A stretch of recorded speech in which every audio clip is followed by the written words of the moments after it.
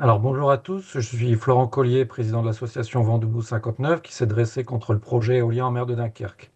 Donc ce projet éolien en mer de Dunkerque, il reprend un petit peu tout ce qui se passe au niveau des problèmes de l'éolien en France, puisque c'est déjà un premier projet qui était mal implanté.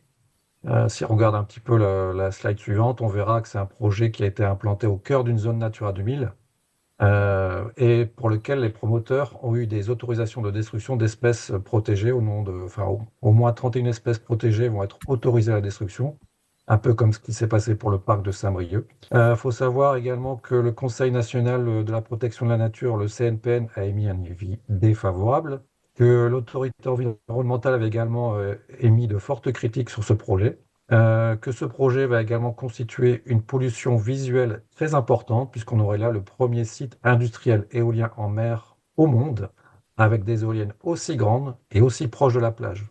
Donc c'est vraiment une pollution visuelle très importante qui va participer également à un enfermement industriel, puisqu'il faut savoir qu'à Dunkerque, on a un territoire, le territoire ouest de Dunkerque qui a été sacrifié à l'industrie. On a plus de 16 sites Céveso, et on rajouterait là un site Céveso juste en face de l'espace naturel qui nous restait. Donc au niveau de l'enfermement industriel, c'est quelque chose d'assez important. Il se trouve également sur le site de l'opération Dynamo, donc au cœur d'un site historique, mais également au cœur d'une zone où ont été entourés, où ont été, pardon, déversés des milliers d'explosifs de la Seconde Guerre mondiale. Donc les risques d'explosion et de pollution des eaux est très important sur ce chantier de l'éolien à Dunkerque. Ce qui se passe aussi, c'est qu'on a aussi cet impact visuel va avoir de conséquences sur le pays voisin qui est la Belgique, puisqu'ils sont très fortement opposés. Ils ont fait une lettre en ce sens-là sur 9 points, notamment la sécurité, mais également l'impact touristique sur la Panne également. Si on peut passer à la slide suivante, on verra que ce Si je me projet permets, également. Florent, de Oui, faire un petit complément. Tout à l'heure, on a parlé des grands sites classés de France et tu parlais du tourisme. Et ce projet de Dunkerque est devant le site classé des dunes de Flandre, le site classé de Blondet et Grinet, un des caps Blondet et Grinet, qui sont juste devant. Donc deux sites classés qui sont directement impactés, qui sont peut-être pas assez exprimés d'ailleurs pendant l'enquête publique. Donc je te passe la slide suivante. ouais. Oui, pour revenir sur ce site classé, c'est en fait des fonctionnaires qui étaient à l'œuvre pour avoir ce label Grand Site de France à Dunkerque, puisqu'il est déjà au niveau du détroit du Pas-de-Calais, sur le Cap Grinet. Mais les fonctionnaires qui étaient sous gouvernance du président de la communauté de communes n'ont pas émis d'avis, puisque le président de la communauté de communes était pour ce projet. Donc et forcément, il y a plein d'organismes comme ça qui n'ont pas émis d'avis de par leur fait, de par leur appartenance à cette communauté de communes. Oui, je ne vais pas revenir sur les pollutions. Je vais aller juste rapidement. Effectivement, il y aura des pollutions chimiques qui vont arriver, forcément des pollutions aux infrasons pour lesquelles il y a encore des études en cours, mais on soupçonne quand même qu'il y a des échouages de cétacés qui peuvent être dus à ces implantations d'éoliennes en mer. Et aussi à Dunkerque, et c'est un peu le cas en France, c'est qu'on a déjà à Dunkerque en particulier un parc nucléaire important, et en France, enfin à Gravelines, pardon, on a la plus grande centrale nucléaire d'Europe.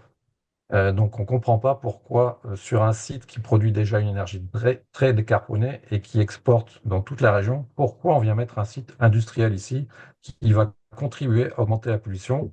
Et nous, c'est ce qu'on dit depuis le début, c'est que implanter des sites industriels à cet endroit et en France, bah, ça contribue au final à augmenter le réchauffement climatique. Donc cet objectif va à l'encontre de ce que préconisent les décideurs de ces projets-là, quoi. Donc, ce qui se passe aussi à Dunkerque, c'est qu'on a un prix de revente fixe qui est à 44 euros du mégawattheure. Donc, le promoteur EDF Renouvelable a, a mis un prix plancher qui, de l'aveu même du président d'EDF, est complètement aberrant puisqu'il n'est pas rentable du tout. Je pense que le prix de rentabilité d'un site éolien en mer, il était au moins à 80 euros. D'ailleurs, si on regarde les premiers sites éoliens en France, on est au-delà de 80 euros. Et ici, à 44 euros du mégawattheure, c'est un gouffre financier pour les contribuables français, puisqu'au final, ce sont encore une fois les contribuables qui vont payer le coût quand il y a trop d'électricité qui est revendue ou quand le promoteur va devoir arrêter sa production puisqu'il y a trop d'électricité sur le réseau. Et l'actualité récente nous le démontre en fait. D'autant plus qu'à Dunkerque, on a eu une expérience assez défavorable, puisqu'on a eu également un terminal méthanier qui s'est implanté, qui était également payé par EDF, et qui, à la fin du chantier, a été revendu à un promoteur belge, à un tarif tenu secret. Donc, c'est que forcément, il y a eu une moins-value pour les Français, pour les contribuables français, je dirais, et qu'on n'est pas à l'abri ici du même schéma. Alors, on va avoir l'État, via EDF, qui construit un projet, un chantier très important de 2 milliards d'euros, et le risque, c'est que ce projet soit ensuite revendu à Enbridge, qui est un partenaire de EDF Renouvelable, et qu'on mette là à la vente enfin, d'entreprises étrangères un site national de production. Et donc, ça pose pour moi enfin, le problème de la souveraineté énergétique en France. Donc, c'est pour ça qu'il y a ce problème également de l'économie, enfin, de, de revente de ces sites qui sont problématiques pour la souveraineté nationale. Donc le projet de Dunkerque qui est subventionné à plus de 100% avec très peu d'emplois locaux. On l'a vu sur les sites qui sont déjà arrivés à Saint-Nazaire et puis à Saint-Brieuc, à Fécamp, etc. Au final, il y a très peu d'emplois locaux qui sont créés. Et à Dunkerque, on a calculé que pour un projet de 2 milliards d'euros, hein, puisqu'au départ, on était à 1,4 milliard.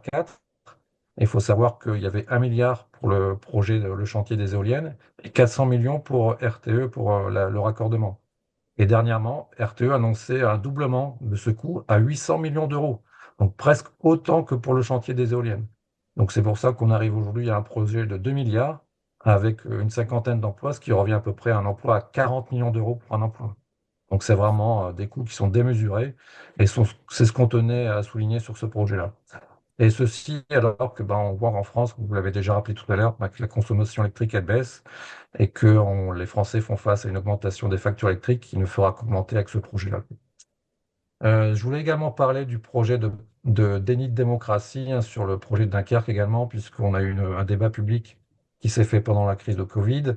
On a également une enquête publique, on en parlait juste avant, qui était nommée favorable aux promoteurs. Mais il faut savoir que les résultats de l'enquête publique ont montré qu'il y avait 94% d'avis défavorables.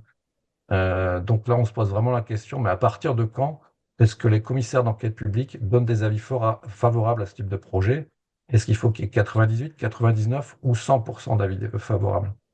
Là, on ne comprend pas. Donc, c'est pour ça enfin, si au final, on a compris que ce projet, c'était uniquement un projet politique et que l'espoir qui va faire que ce projet s'arrête à Dunkerque, c'est certainement que le gouvernement saute ou que le prochain président de la République décide d'arrêter ce projet. On a bien compris que les décideurs étaient un peu plus hauts que localement. Le problème de Dunkerque, c'est qu'il y a comment dire, une complicité locale avec tous les élus qui ont été favorables à ce projet. Il n'y a que quelques conseils municipaux qui ont donné un avis défavorable. Mais on a contre nous également tous les élus locaux qui sont pour ce projet ou qui se taisent par rapport à des ambitions politiques personnelles, quoi. Voilà, donc je ne vais pas faire plus long parce que vous avez déjà donné beaucoup d'informations très intéressantes. On a également fait des propositions alternatives qui sont ce que propose déjà le réseau RETM et on vous invite à aller voir sur nos sites internet. Notre démarche principale, c'est qu'il y avait d'autres solutions, notamment la production d'énergie renouvelable en circuit court et pas forcément de façon industrielle, qui est forcément dommageable pour les territoires locaux en général. Merci à vous. Juste un commentaire sur EDF. Historiquement, EDF a premièrement sur son champ de Saint-Nazaire un taux de charge actuellement de l'ordre de 22 ou 23 parce que quand EDF avait à choisir entre faire tourner ses éoliennes en mer ou faire tourner ses réacteurs, il a fait le choix. Il a préféré faire tourner ses réacteurs. La deuxième chose, c'est qu'à Courseulles, il y a un marché qui a été attribué à EDF où ils étaient en train de faire les fondations à Courseulles-sur-Mer, en face des plages de débarquement, et que EDF a trouvé qu'il y avait des problèmes de fondation géologique et du coup a renvoyé les bateaux. Donc le chantier a été arrêté. Je ne pense pas que la tour Sequoia, les gens étaient très contents de cette décision d'EDF et ça peut expliquer aussi ce qui s'est passé, ce qui s'est passé. Donc je pense que il y a le problème politique que vient de souligner Florent qui est important et je pense que c'est là que ça va jouer.